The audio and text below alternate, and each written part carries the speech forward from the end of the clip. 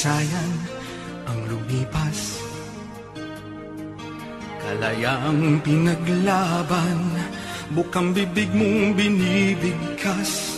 Kasarinlay nakamtan dahil sa dugong ibinuwis. Kasama ng mga luha, taghoy, pagod at hinagpis. Nahan ka na sa iyong kinalalagyan. Sa gitna ng makabuluhat, makulay mong kasaysayan.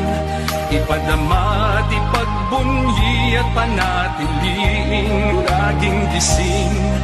Makabayang mithiin ng puso, diwa't damdamin. Malaya ka na, Pilipino, kagitingan mo'y isisigaw sa buong mundo. Sa buong mundo, kasarinlan at kalayaan, hinding-hindi papabayaan. Taglay ang bagong anyo ng pag-asa. Pilipino, aking kapatid, mabuhay ka.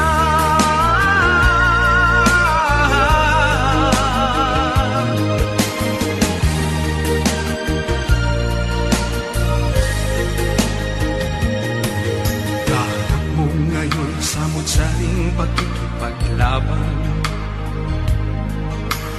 Ang kapayapa ay makamtan at magapi ang kahirapan. Susulong di papipigil, hindi iiwas. Sa hamon ng kaunlaran, lalo kang lumalakas.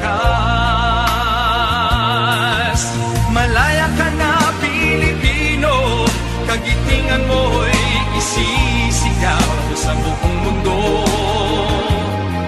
Sa buong mundo, kasarinlan at kalayaan, patuloy kong ipaglalaban. Taglay ang bagong anyo ng pag-asa. Pilipino, aking kaibigan, mabuhay ka.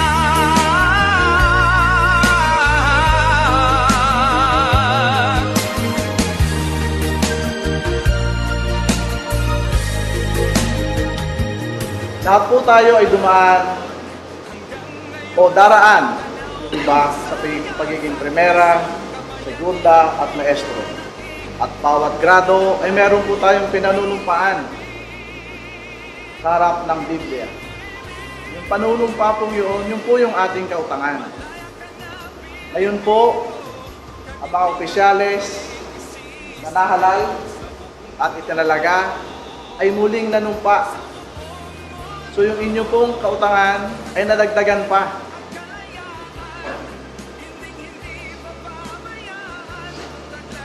Kaya inaasahan po ng inyong lingkod na sa panunumpang iyon, inyo pong tutuparin ang inyong mga kautangan.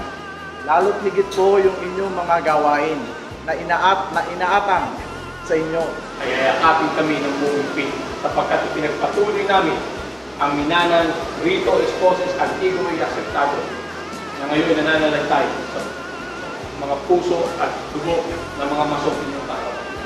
Sa buong ito ay walang itatanging kapatid, ngunit pakatandaan lamang po natin na tayo ay tinatayo ang isang templo ng dakilang asal.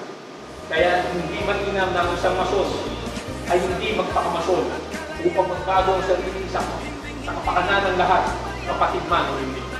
Mga pragmason, mga bayaning mason ng panahon ng Himagsikan na kailanman ay hindi niyakap ang pagsupin ng marahas at mapakaping mga dayuhan.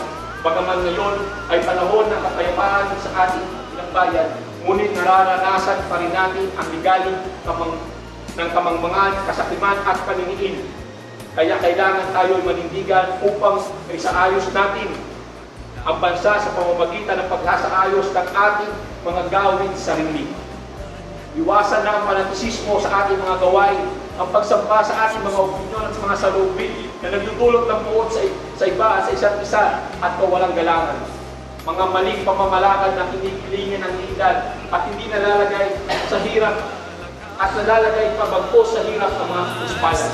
Malaya ka na Pilipino, kagitingan mo'y isisigaw sa buong mundo. Sa buong mundo, kasarinlan at kalayaan, patuloy kong ipaglalaban, taglay ang bagong anyo ng pag-asa. Pilipino aking kaibigan, mabuhay ka.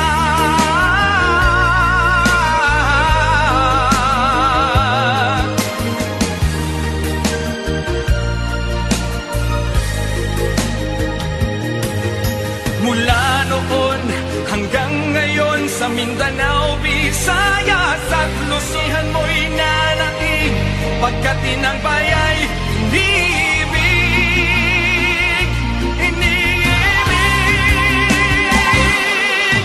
Malaya ka na Pilipino, kagitingan mo'y isisigaw sa buong mundo.